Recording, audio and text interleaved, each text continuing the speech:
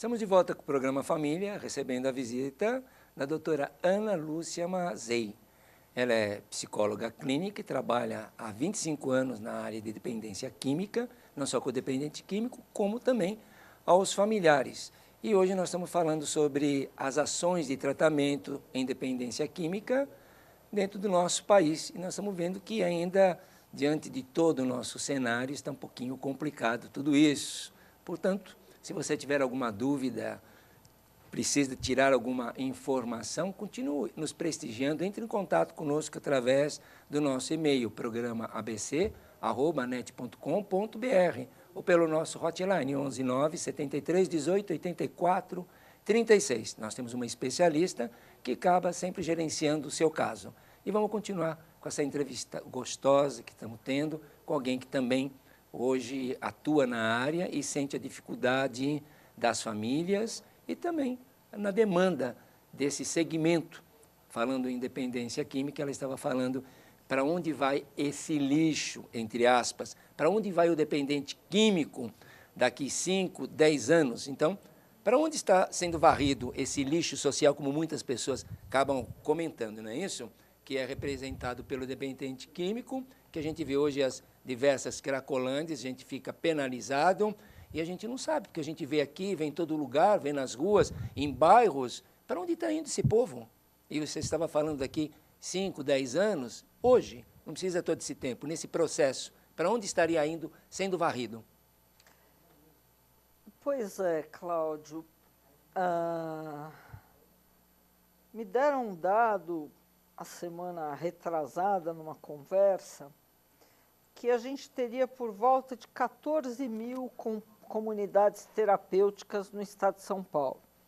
O dado é extraoficial, né? Conheço uma cidade aqui perto, a 1 hora de São Paulo, Ibiúna, que eu sei que tem 28 comunidades terapêuticas inscritas, regulamentadas, fora as que estão irregulares. As clandestinas. E aí a gente fica sabendo de umas histórias complicadas, né? Porque a pessoa se diz um dependente em recuperação, né? Então, o sujeito, no bom sentido, está se recuperando há 6 meses, há 1 ano. Ele descobre que dependência química dá dinheiro porque as famílias estão desesperadas para pôr o seu ente querido em algum lugar, e elas ouviram falar que era boa a comunidade terapêutica X, Y, Z, A, B, C. E aí essas pessoas acolhem os dependentes químicos, né, por um dinheiro pequeno, por uma forma de cesta básica, de contribuição da família, como puder, né? Na verdade, a grande maioria não tem técnica para tratar. Então, por exemplo, outro dia me contaram que um dependente químico perdeu a mão porque ele foi amarrado na cama por causa da sua abstinência, e a pessoa que amarrou não sabia dos cuidados que tinha que ter e que não é castigo amarrar, né? Amarrar um paciente é quando ele está oferecendo perigo à vida do outro e à dele. O que tem me contado dessas comunidades terapêuticas é de a gente arrancar os cabelos, né? Porque diz que tem algumas que têm cela forte, que acorrentam os pacientes, para o cara ficar bonzinho, né? Ou então, outro dia o rapaz estava me falando, ou então dá Odol, que ele não sabia falar o nome do remédio, né? Que é um remédio famoso psiquiátrico, ou dá Danoninho, que é uma mistura de vários remédios para o sujeito ter uma camisa de força química. Quer dizer, a família está pagando 500, 800, R$ 1.200, que foi o lugar que ela achou para guardar o seu ente querido, e o seu ente querido está lá sofrendo maus tratos, né? uma vez, eu sou meio maluca, sabe? Bastante, às vezes. Você teve uma experiência numa comunidade. Eu e um outro colega, outro psicólogo da área de dependência química, nos candidatamos a entrar numa comunidade terapêutica para ter a experiência que os pacientes tinham. Isso faz muitos anos. 98. 98. Eu já vi um caso desse com uma mãe fazer. Olha, gente, em 4 dias, no 5º dia, apareceu lá o coordenador que tinha deixado a gente ali. Eu e o meu amigo, pelo olhar, nós nem conversamos a respeito. Cada um entrou no seu quarto e arrumou a sua mala. E dissemos para o rapaz que muito obrigada pela experiência, que o trabalho dele devia servir para algumas pessoas, etc. e tal, mas que a gente não queria mais ficar, né? Porque a coordenadora da equipe era justamente uma pessoa que estava em recuperação há 1 ano, dentro dessa mesma instituição. Há 6 meses ela tinha sido promovida a coordenadora. Então ela achava que dar bronca, sermão, no meu modo de ver, uma certa humilhação, às vezes, da pessoa, um constrangimento emocional, ela estava tratando das pessoas, né? Porque outra coisa que acontece é que, assim, existe a profissão de terapeuta, e tem gente muito séria exercendo a profissão de terapeuta, mas, de um modo geral, são pessoas que não têm a menor condição de tratar delas mesmas, quanto mais tratar do outro. Eu lembro quando eu entrei na faculdade de psicologia, em 79, na primeira aula, a professora escreveu na lousa, com todas as letras, quem quer trabalhar com a cabeça dos outros tem que cuidar primeiro da própria. E deu lá 2 ou 3 endereços que atendiam estudantes de psicologia por preço mais barato. Eu demorei 1 mês para procurar a minha primeira terapia, porque aquilo não me convenceu, era uma sugestão que eu não me sentia preparada, né? Então, eu vejo assim, pessoas que se submeteram a um processo terapêutico com elas mesmas. Ou seja, elas tendem a ser menos malucas em cima das pessoas. Sem dúvida. Porque elas se conhecem e sabem dos seus limites e das suas possibilidades. E, hoje em dia, não sei se escrevem na lousa, né? Mas, assim, não é obrigatório uma pessoa ser psicóloga e ter feito psicoterapia. Não, e nem ser psicólogo para tomar conta de uma comunidade. E nem estar na área da saúde. Basta ter um diploma universitário para ser um responsável técnico para uma comunidade. Porque a Lei 29 de 2011 tirou a de 2002. Não precisa nem ser mais profissional da saúde. Não, nem na área de saúde. Então está Você pior pode, do que eu pensava. Pode acreditar. Você pode ser um advogado, tem diploma universitário, você pode tomar conta. É o que eu estou te falando. Isso que você está falando, com certeza. Quer dizer, como é que as pessoas chamam de tratamento esse tipo de coisa, né? Tudo é tratamento. Às vezes, é um amigo de bom senso. É uma pessoa disposta a ajudar o outro. O que nós precisamos é de multiplicadores com noções de como tratar de dependência química para informar as suas comunidades terapêuticas e para informar a população, né? Atualmente eu estou dando um curso sobre isso, mas não é um curso pela internet, é um curso vivencial. O meu objetivo é que o cara vire um pouco gente, né?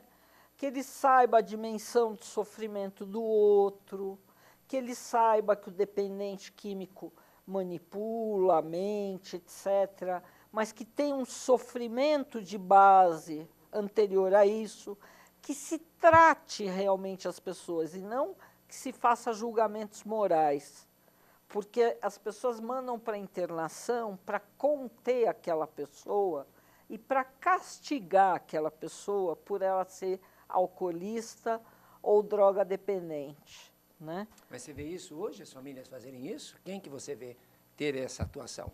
Olha, eu acho que é uma questão bastante comum, bastante comum. Você vê assim as internações como punição? Muitas internações são como punição. Aliás, você procura no Google, internação de dependência química. Você vê uma lista. Sim, tem bastante. De comunidades terapêuticas, né? Eu fui buscar um paciente há uns anos atrás numa cidade do interior. A mãe não me achou, né? Mandou internar no primeiro da lista da internet, né?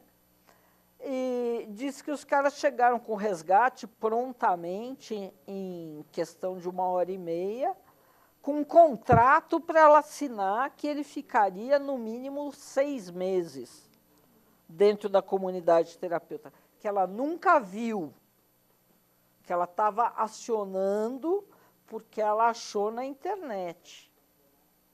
Ela assinou um cheque para 30 dias e mais um cheque que cobriria a internação do rapaz por 30 dias e mais uma fortuna pelo translado, né? Aí foi conversar comigo dias depois. Falei, minha senhora, não tenho referência nenhuma dessa clínica. Eu não tenho ideia do tratamento deles. Ela falou, bom, agora eu não posso fazer nada porque eu já gastei esse dinheiro. Então, ele vai ficar lá esses 30 dias, a senhora vai buscar para levar na sua clínica de confiança, que eu tenho várias, né? Daqui a 30 dias, porque antes disso eu não posso gastar mais nada. Fui buscar o rapaz com uma procuração desta mãe, né? Mais a minha carteira de CRP, que é de especialista na área clínica, e rezando para não apanhar, para, sei lá, né? O que pode acontecer. Fui buscar o rapaz falou que está do outro lado da comunidade terapêutica, ele falou, veio me salvar. E contou barbaridades, né? Eles até brincavam que quando ligava a cachoeira da piscina, né? Porque na entrada tinha uma cachoeira, uma piscina, né? Quando eles ligavam para a cachoeira funcionar, é porque ia chegar a visita. Alguém estava chegando, né? E aí me mostraram todas as instalações, o rapaz brincou, mostraram para a senhora o decorado. Eles têm 2 apartamentos decorados lindamente no térreo, mas a gente dorme em 60 trancados com porta de ferro, né? E quando alguém está dando trabalho, o cara dá uma gravata, que é para o sujeito saber quem que manda ali, né?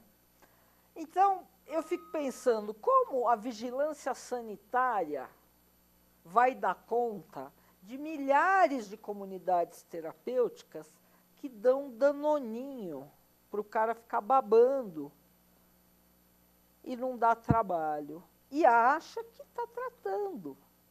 Isso é chamado de tratamento. Tem muitas comunidades que fazem isso mesmo, a gente sabe. Esse nome, entre eles, é muito conhecido, Danoninho.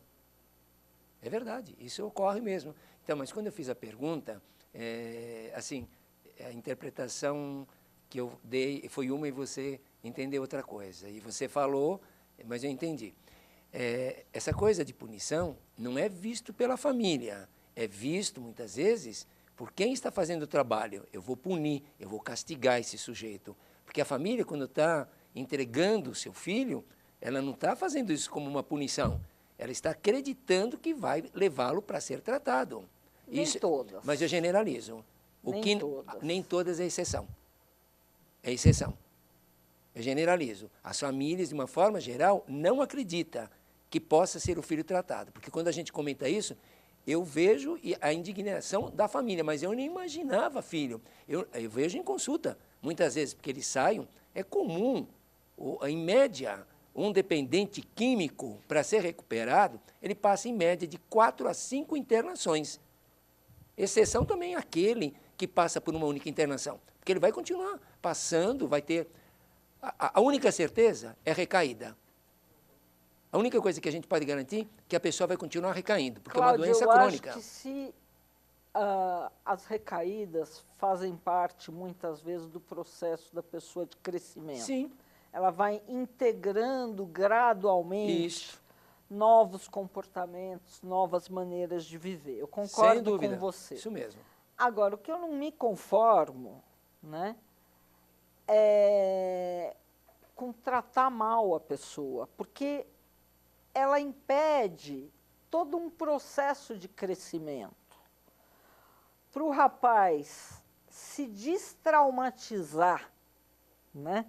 Vou usar esse termo, que nem sei se existe, de ter sido amarrado. Eu vi uma moça que nem dependente química era, numa grande clínica daqui da região de São Paulo, ela foi amarrada há 6 meses. Ora, se for amarrada 2 dias, eu acho que eu enlouqueço. Uma pessoa em surto psicótico foi amarrada há 6 meses. Com medicação, com certeza. Ficou fora de si. Porque, como você falou, enlouquece. Nunca mais ficou dentro de si. É, exatamente. Não volta mesmo. Agora, a lei antimanicomial, eu estava vendo, é de 2001. Né? Eu participei de um grupo, na época que Erundina foi eleita aqui em São Paulo. Eu não sou petista, não sou de partido nenhum, né? Mas me convidaram pela minha, espero, competência, para participar de grupos que estavam falando da lei antimanicomial, né? Eu não vejo diferença nenhuma de antes da lei antimanicomial e depois da lei. Só que antes o paciente ficava jogado numa clínica psiquiátrica, hoje fica jogado em lugares que não tem a menor condição de tratar deles. É, porque pelo menos nesses hospitais clínicos tem o psiquiatra.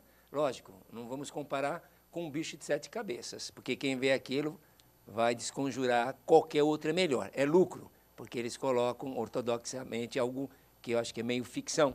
Não acredito, mas dizem que até chega muito próximo do que já foi, no manicômio. Então, é um absurdo. Eu te digo de cátedra que é. Então as comunidades não chegam a ser aquele absurdo, né? Porque, bom, a gente fala, há pouco tempo nós estamos acompanhando reportagens em certos locais, que agora há pouco, num dos programas, como é o nome? Bom, não vem o caso, do SBT, fazendo a reportagem em locais com pessoas doentes mentais. Eles comendo fezes, comendo vômito, uma imundície, nus, apanhando em lugares imundos. Hoje, nós estamos falando em 2014, em locais que ele fez a reportagem antes da denúncia, depois da denúncia, foi com a reportagem já mostrando um outro tratamento. Então, e é realmente o que você está falando. E quando não tem abuso físico, pode ter abuso emocional, né? Sim. E a pessoa vai perdendo a confiança em profissionais sérios. Porque eu tenho certeza que o seu trabalho é sério e acho que você conhece um pouco do meu para saber que é sério também. Quantas pessoas sérias eu conheço? Eu acho que mal dá para contar nos dedos das mãos e dos pés, em 30 anos, né?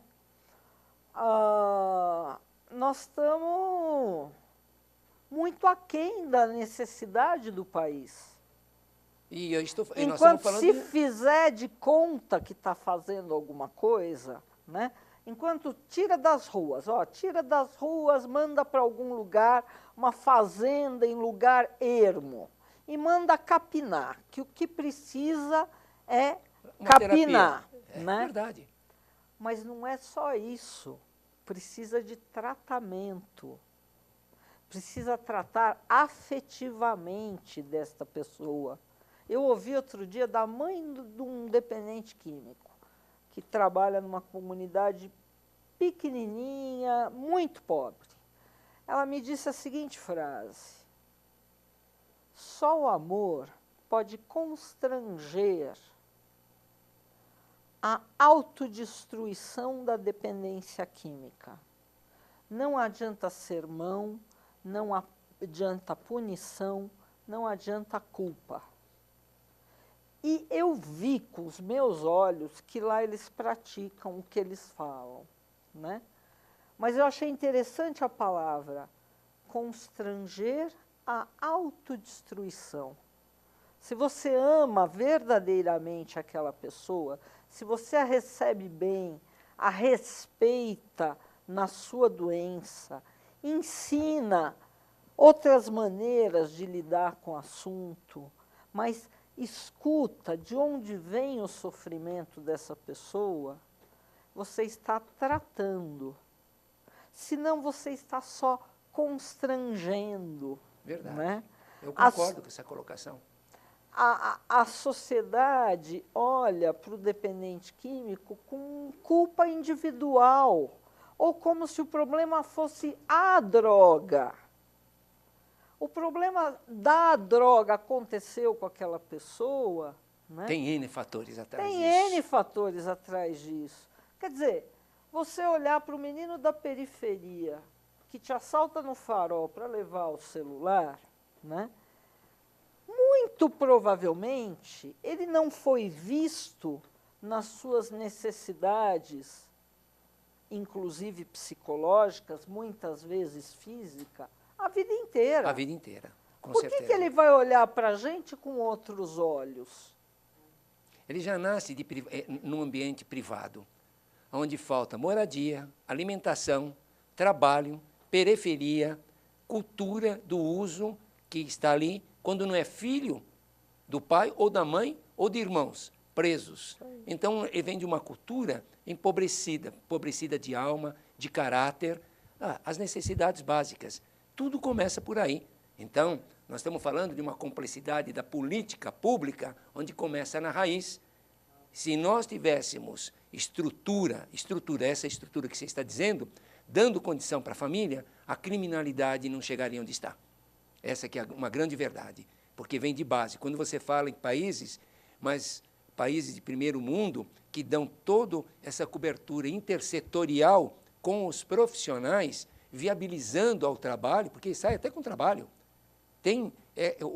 Ele é visto como ser humano. Aqui não é visto como ser humano, é visto como coisa. Porque onde que eu estou falando dessa reportagem foi o repórter Cabrini, nos dias de hoje, por um órgão público do governo. Agora, se o governo repassa uma verba para uma repartição, onde que deveria assim, ser alguma coisa de exemplo, tem esse tratamento e recebendo verba, agora, o que pode esperar de uma comunidade terapêutica, que quer queira ou quer não, mesmo que seja não reconhecida ou vista como clandestina por eles, mas pode acreditar, na maior delas existe esse amor, porque quem está fazendo lá é quem sentiu na pele. Como você disse, essas pessoas são as que pegam ali na enxada, que vão fazer a própria horta, porque eles não têm nem o que comer, mas têm amor, têm acolhimento, porque lá não tem esses valores exorbitantes, é com amor, é com programa, humilde, se é com oração, se é com os 12 passos, mas vai ver quem está cuidando. Não tem o dinheiro. É verdade, essa comunidade terapêutica que eu estou trabalhando, um pouco voluntariamente, lá se tem vários casos de pessoas que estão deficientes mentais, né, estão lesionadas neurologicamente, casos psiquiátricos de comorbidade que a família não quer mais, né? Então, lá até é o lixo do lixo, é onde não deu certo com ninguém, né? E o coordenador é um pastor jovem, dependente químico em recuperação há muitos anos, que tem muita vontade de ajudar outros dependentes, né? Então, ele recebe, na medida do possível, todo mundo, né? E a gente vê, porque a gente come com eles, né? Às vezes não tem nem a colher do arroz. O arroz é servido com outro prato, né? Mas eles vivem de doações do supermercado, da comunidade, etc. e tal, né? Mas foi lá que eu ouvi essa frase dessa mãe. E está certo, mas olha, nosso tempo está correndo. E, Ana, realmente eu vou pedir que você dê ao telespectador uma mensagem ali na sua frente. Então tá bom. Olha, peço desculpas aos assinantes pela minha indignação, mas quando a gente tem seriedade no trabalho, a gente não consegue achar graça em coisa mal feita, né? Muito obrigada de vocês terem ouvido, eu espero ter contribuído para aumentar um pouco a consciência sobre as contradições da nossa própria sociedade.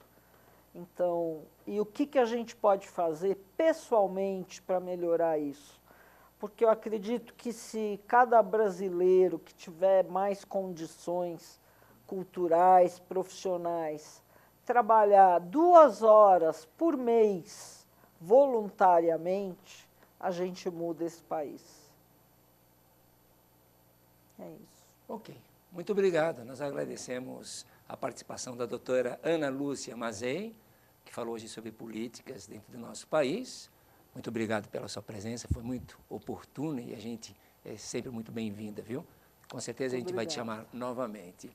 E dizer a vocês que esse programa tem apoio da Instituição Cláudio Amâncio, que dá apoio aos dependentes químicos e aos familiares. Também tem apoio da Igreja Batista Betel, com a palavra do pastor Getúlio, do grupo de voluntariado da NET Cidade, do nosso amigo Djalma Lorenzini, do Espaço Vivo e Paisagismo de São Caetano, e convidar a todos vocês, grupos anônimos que trabalham com coisas pertinentes à família, às dependências, que hoje a gente que é comum vê-las, mande seu representante, aquela pessoa que gosta de falar, não precisa ser especialista, mas se tiver, melhor ainda, sempre no grupo tem aquela pessoa que tem conhecimento de causa, gosta. Então, esse é um programa democrático e que nós gostaríamos de contar com a sua presença. Nós agradecemos até esse momento que você estivesse conosco e até o próximo programa. Um forte abraço.